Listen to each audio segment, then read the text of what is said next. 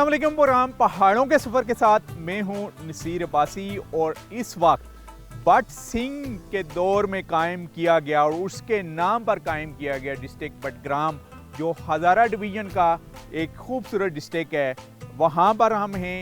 Explore करेंगे इसकी history को, सकाफ़त को। इसके अलावा एक्सप्लोर करेंगे हम इसकी टूरिस्ट साइट को, क्योंकि ये जो खूबसूरत डिस्ट्रिक्ट है, ये डिस्ट्रिक्ट मानसेरा, डिस्ट्रिक्ट दुर्गर और डिस्ट्रिक्ट शांगला के दरमियान में वाक़या है और इंतहाई बुलंद व बाला पहाड़ों के ऊपर इसका रकबा मुश्तमिल है। सियाती मकामात के साथ साथ इनकी सकाफ़त के बारे में भी बात होगी, मकामी खेलों के बारे में भी बात होगी। आप हमारे साथ रहें, एक्सप्लोर करते हैं हम इन खूबसूरत वादियों को।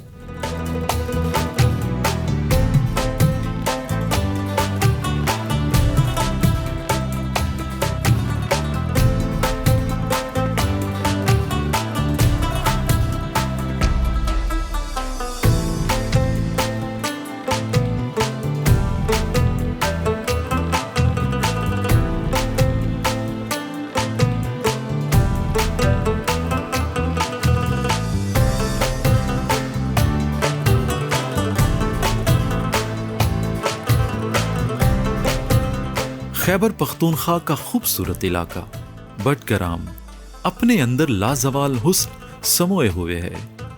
इसे 1 जुलाई 1993 को जिला का दर्जा मिला। इससे कबल ये हज़ारा डिवीजन के जिला मानसेरा की एक तहसील था। बटग्राम संस्कृत जबान का लफ्ज है। बटग्राम अपनी खूबसूरती, पहाड़ी चोटियों, घने जंगलों, जरखेज मैदानों, गुनगुनाते चश्मों और बहती नदियों की वजह से मुल्की व गैर मुल्की सयाहों की तवज्जो का मरकज है।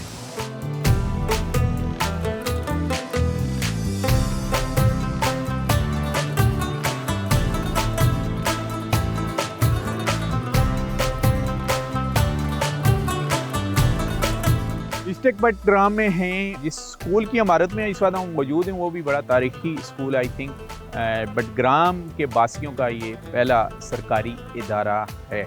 इसी के ऊपर भी बात हो कि कल्चर को हिस्सा बनाएंगे अपने प्रोग्राम का। बटग्राम की तारीखी अहमियत के बारे में बताइएगा। बटग्राम के हवाले से जो तारीख़, ये तो बहुत वसी है, लेकिन मैं मुख्तसरन सा ये कि यहाँ पे पाकिस्तान में शामिल होने से पहले यहाँ मुख्तलिफ जो है ट्राइब्स यहाँ पे बसते थे। उसमें माइनॉरिटी भी थी, हिंदू, सिख, ये सारे लोग यहाँ पे बसते थे मुसलमानों के साथ साथ।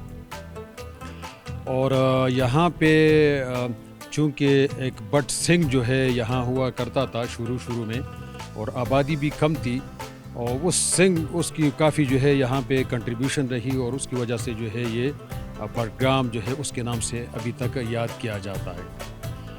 फिर पाकिस्तान में इल्हाक़ के साथ जब ये पाकिस्तान में शामिल हुआ, ये हमारे इलाके में डिस्ट्रिक्ट बटग्राम, तो पहले इसको तहसील का दर्जा, और फिर बाद में 1993 में ये इसको डिस्ट्रिक्ट की हैसियत मिल गई। बटग्राम में चूँकि यहाँ पे ये पहाड़ी इलाके हैं, और 2 तहसीलें हैं यहाँ पे, तहसील बटग्राम और तहसील अलाई। टोटल यूनियन कौंसिल जो है वो 20 हैं, और 20 यूनियन कौंसिलों में से 12 जो है वो तहसील बटग्राम में हैं, और 8 यूनियन कौंसिल जो है वो अलाई में हैं। इसकी जोग्राफिकल लोकेशन कुछ इस तरह है कि ये नॉर्थ पे जो है डिस्ट्रिक्ट कोहिस्तान को टच करता है, इसी तरह वेस्ट पे जो है मगरिब की तरफ ये डिस्ट्रिक्ट तुर्गर और मानसेरा को टच करता है, नज़दीक में यही ज़िले हैं, और इसी तरह जनूब में जो है ज़िला मानसेरा, और शमालन भी मशरक़ की तरफ भी मानसेरा को टच कर रहा है। इस इमारत में इस वक्त हम मौजूद हैं। क्या ये डिस्ट्रिक्ट बटग्राम का पहला सरकारी तालीमी इदारा था? हाँ, इस स्कूल की मैं बात करूँगा। यहाँ पे ये बटग्राम का अव्वलीन दरसगाह है। 1950 में प्राइमरी स्कूल यहाँ पे इस्टेब्लिश हुआ था।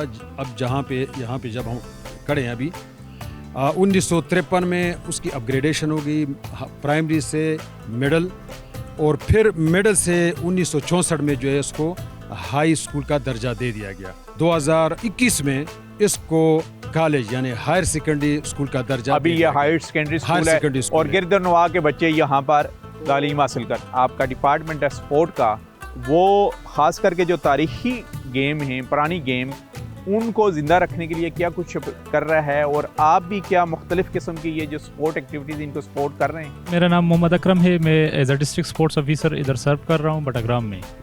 चूँकि मेरा ताल्लुक़ यहाँ लोकल बटाग्राम से है, तो जैसे कि आपने कहा कि स्पोर्ट्स के लिए यहाँ पर डिस्ट्रिक्ट एडमिनिस्ट्रेशन क्या कर रही है, तो यकीनन हम स्पोर्ट्स को बहुत प्रमोट कर रहे हैं डिस्ट्रिक्ट में।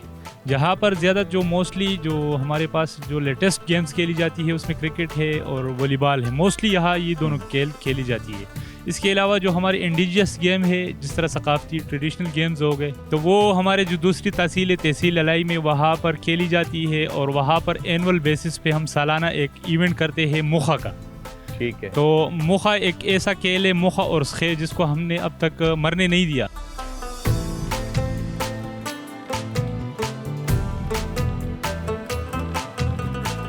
बटग्राम के खूबसूरत इलाके शिमलाई में मुसलमानों के साथ साथ हिंदू, सिख और दीगर अक़लियतें आज भी आबाद हैं, जो इस बात की वाज़ेह दलील है कि बटग्राम अमन पसंद और प्यार मोहब्बत करने वाले लोगों की सरजमीन है।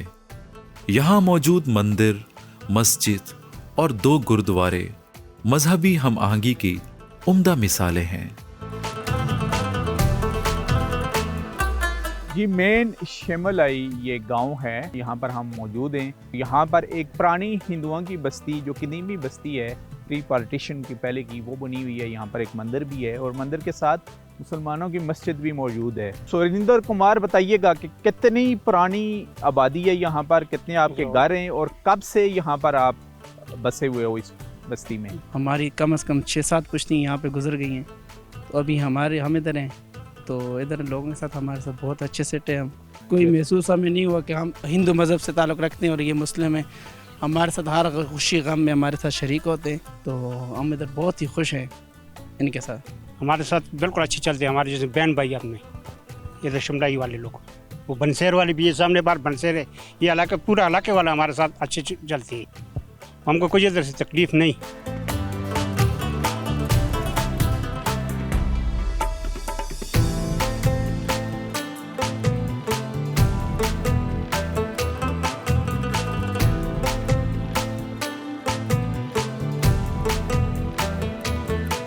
डिस्ट्रिक्ट बटग्राम में हैं, ज़्यादातर पहाड़ी इलाकों के ऊपर इसका जो है रकबा मुश्तमिल है, कि पहाड़ों के दरमियान में हमें खेत भी नज़र आ रहे हैं, जिसमें मौसमी सब्ज़ियों के अलावा यहाँ पर मुख्तलिफ़ किस्म की फसलें भी काश्त की जा रही हैं।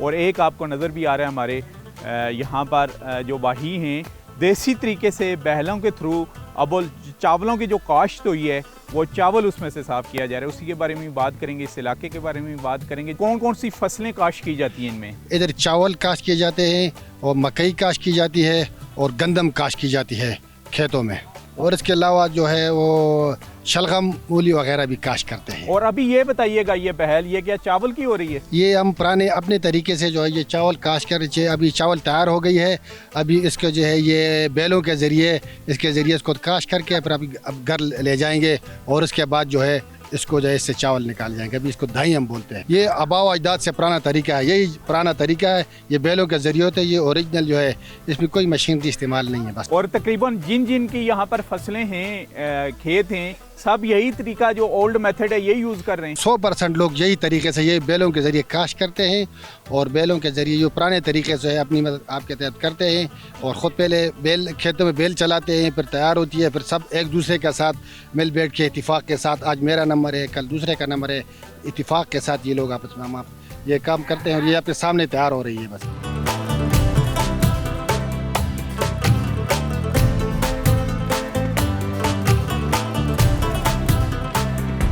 बटग्राम एक ऐसी खूबसूरत वादी का नाम है जिसके चारों अतराफ में बुलंदो बाला पहाड़ वाक़े हैं, जो सारा साल बर्फ से ढके रहते हैं।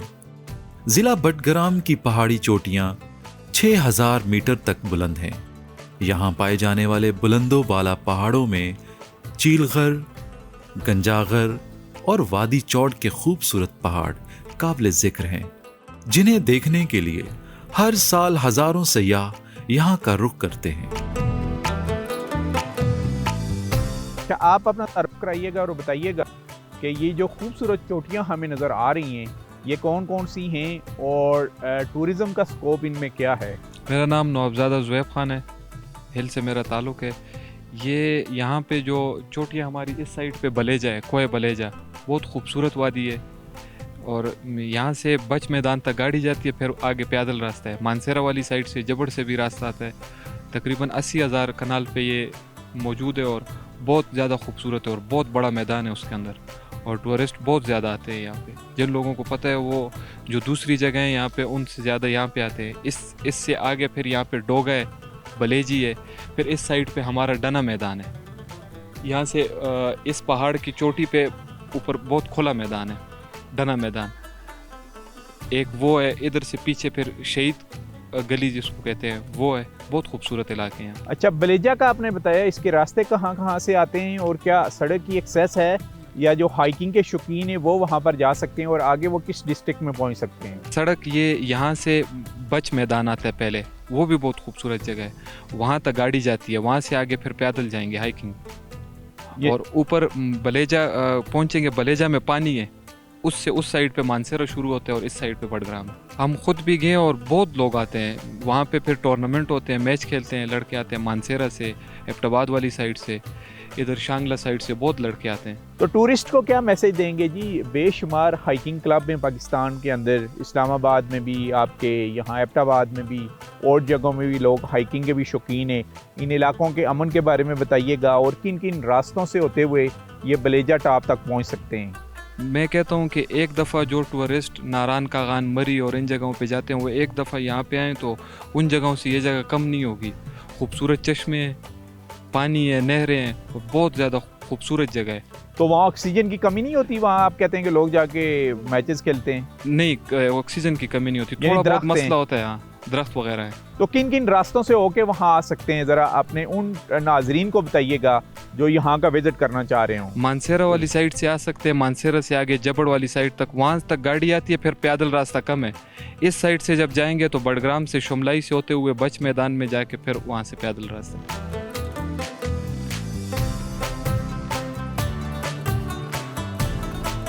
ओ चिट्टिया चन्ना तेरी चांदनी, ओ सरगी दिया तारिया, सरगी दिया तारिया, लोचा दे मेरा छल्ला घुमायो चा दे। आओ मिलके करें पहाड़ों का सफर, आओ मिलके करें पहाड़ों का सफर।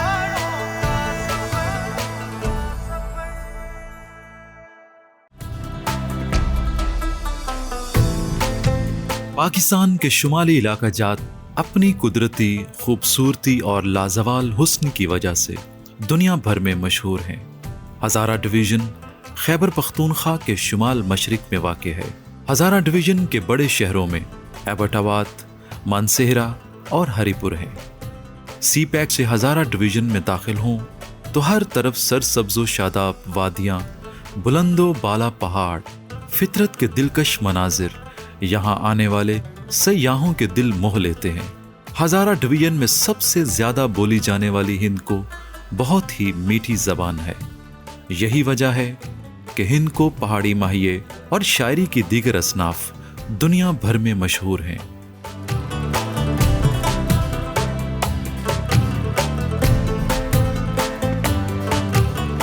हज़ारा डिवीज़न में हैं जी हम इस वक्त, और हज़ारा डिवीज़न में अक्सरियती के हिसाब से जो अक्सरियत में जो लैंग्वेज बोली जाती है, यानी जो मकामी बोली है, वो है हिंद को। एक वक्त था मेजर एबट के दौर में ये हज़ारा, यानी अंग्रेज़ इरा की जब हम बात करते हैं और उससे पहले सिख राज की बात करते हैं हम, तो सिर्फ एक ज़िला था। लेकिन अभी ये डिवीज़न है और इस डिवीज़न के तकरीबन 8 अजला हैं, जिसमें district Haripur, district Abbottabad, district Mansehra, इसके बाद डिस्ट्रिक्ट बडग्राम, डिस्ट्रिक्ट काला डाका और इस तुरगुर जिसको कहा जाता है, अब तुरगुर उसका नाम है। और फिर उसके बाद जो थ्रू आउट सी पैक के ऊपर आपको कोहिस्तान नज़र आ रहा है, उसके भी 3 अजला बन चुके हैं, यानी अपर कोहिस्तान, लोअर कोहिस्तान और पैलेस।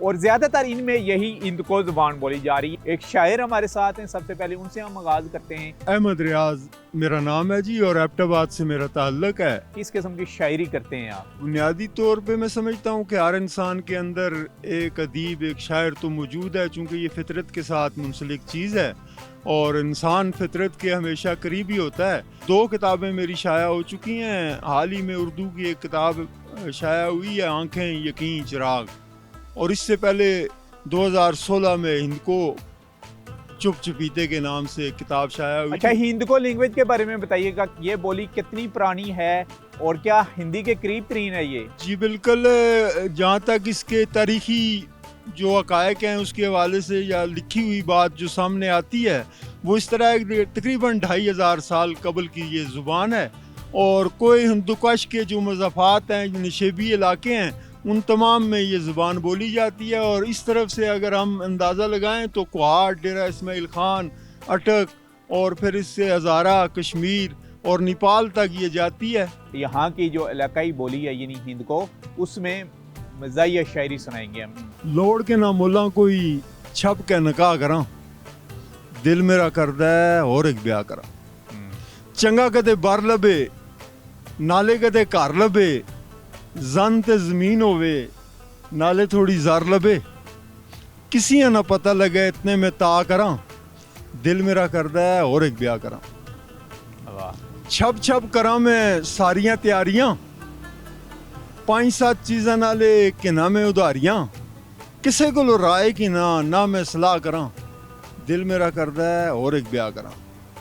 सादा तकरीब होवे, बंदे 10-12 होन, 5-7 संगी मेरे 2 बस कारां होन, ते मां केड़ी लोड़ है पैसा मैं तबाह करा, दिल मेरा करदा है और एक ब्याह करा। पहले कदे पता लगा फिर ते अजाब है, ए पहली दा ते मूड एवें भी खराब है, हो जुले कम फिर उसा भी आगाह करा, दिल मेरा करदा है और एक ब्याह करा। फिर भी मैं लगदा ही डर बड़ा पापा जी, उसी अफसाद फिर घर बड़ा पापा जी, चंगी गल ए वे इतने ना चाह करा, ते मां के लोड़ है जागा करा। हज़ारा डिवीजन के उभरते हुए गुलकार हमारे साथ इस वक्त मौजूद हैं जो हज़ारा की पहचान बनते जा रहे हैं और उन्हीं से ही हम बात करेंगे, अक्सार अब्बासी साहब से। जी अक्सार साहब, से पहले बताइएगा कि गायकी की तरफ कब आप आए और वो भी अपनी मादरी ज़ुबान में? 99 में मैंने कदम रखा था, तो चूँकि मेरा तल्लक जो है तहसील लोरा से है, वहाँ से इलाकाई हिसाब से मैंने शुरू किया है, फिर आहिस्ता आहिस्ता सफ़र किया है मुख्तलिफ इलाकों का। तो एल्बम वगैरह कोई लॉन्च किया? जी एल्बम मेरे तकरीबन 75-76 जो है ना रिलीज़ हो चुके हैं। अच्छा, क्या सुनाएंगे आज के इस पहाड़ों के सफ़र में? सिया हजारे वाल सड़ा देश हजारा,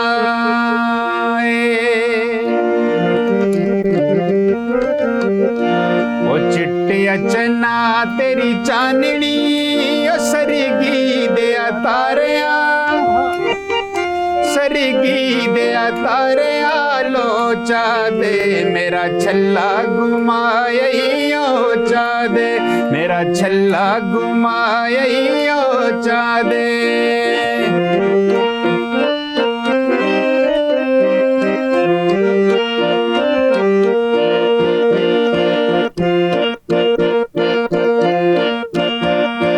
चिट्टिया चना तेरी चांदनी, आई पिंडियों कोची, आई पिंडियों कोची हजारे दी, माँ लोड़ वे तेरे सहारे दी, माँ लोड़ वे तेरे सहारे दी।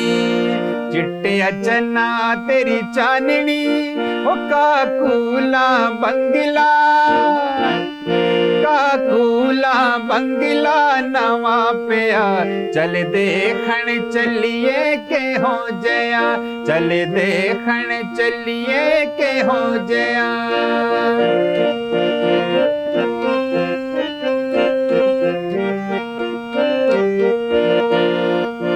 चिट्टिया चन्ना तेरी चांदनी, ओ मड़ी मासी दे पुत्रा,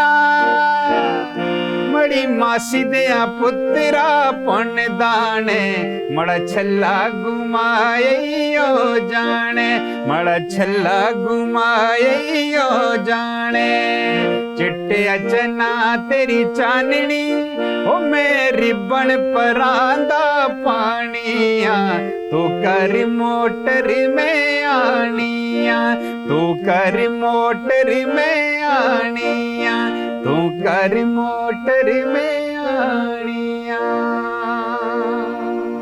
ये थे जी यहाँ के लोक गुलकार। जैसे कि पहले भी मैंने आपको कहा है कि तकरीबन 23 इयर्स इन्होंने गायकी को दी है और वो भी यहाँ की हिंदको ज़ुबान में हज़ारा डिवीज़न की ये नुमाइंदगी कर रहे हैं और अच्छा खासा नाम इन्होंने पाकिस्तान लेवल के ऊपर रोशन भी किया है कि ये जो अदीब हैं, जो फनकार हैं, गुलकार हैं और ग्रास रूट लेवल के ऊपर ये गवर्नमेंट का काम है और जो हमारा सकाफत और कल्चर का डिपार्टमेंट है उनका काम है कि इनकी पजीराई करना, इनके लिए कोई फंड मख्तिस करना ताकि ये जो सिलसिला इन्होंने जारी किया हुआ है आगे भी जारी और सारी रह सके और जो नए लोग आ रहे हैं वो भी अच्छे तरीके से फिर अपने इलाके की नुमाइंदगी करें, क्योंकि ये जो तहजीब और सकाफत होती है इसी से ही आपकी पहचान होती है, चाहे वो खैबर पख्तूनख्वा में हो, सिंध में हो, बलूचिस्तान में हो, तो बाहर की भी दुनिया को दिखा सकें कि कितने रिच और कल्चरल और सिविलाइज्ड लोग हैं यहाँ के रहने वाले।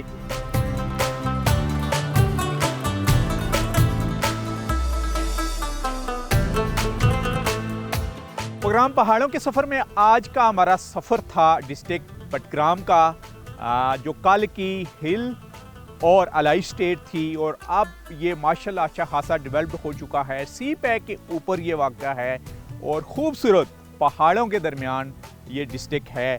और जब हम सकाफ़त की बात करते हैं, कल्चर की बात करते हैं, तो हमने आपको एक शमलाई इलाके में लेके आए जहाँ पर एक मजहबी भाईचारे की मिसाल मिली जो प्री पार्टीशन से पहले है और अब भी कायम व दायम है। हिंदू बस्ती मौजूद है यहाँ पर मुसलमानों की आबादी के एन वस्त में और भाईचारे की ये एक एग्जाम्पल है हज़ारा डिवीज़न की जब हम बात करते हैं। इसके साथ साथ देसी तरीके से, क्योंकि ये ज़री ज़मीन है और चावल किस तरीके से काश्त होता है और फिर चावल की सफाई कैसे होती है वो आपको बताया। खेलों की जब बात करें तो कबड्डी जो सदियों पुराना खेल है अभी भी यहाँ पर यूथ ने ज़िंदा किया हुआ है उसके बारे में बताया आपको। आने के लिए सबसे पहले हम आपको बताते चलें कि आप डिस्ट्रिक्ट के बडग्राम में किन किन रास्तों से दाखिल हो सकते हैं और वो रास्ते हैं यानी सी पैक रूट, यानी आप हज़ारा एक्सप्रेस वे पर आएंगे जब आप तो डिस्ट्रिक्ट एबटाबाद मानसरे से होते हुए आगे जब आप पहुँचते हैं तो वहाँ पर आपको एक बोर्ड नज़र आता है बडग्राम का और वहाँ से आप इंटर हो सकते हैं। और दूसरा पुराना जो रूट है वो डिस्ट्रिक्ट एबटाबाद और मानसरे के अंदर से जो पुराना शाहराह करकरम रोड आता है उसके थ्रू भी आप वादियों का विज़िट करते हुए इस खूबसूरत इलाके में पहुँच सकते हैं। इसी के साथ ही नसीर अब्बासी को डिस्ट्रिक्ट बडग्राम की इन खूबसूरत वादियों से इजाज़त दीजिए। नेक्स्ट प्रोग्राम में किसी और डिस्ट्रिक्ट में आपसे मुलाकात होगी, उस वक्त तक के लिए अल्लाह हाफिज़।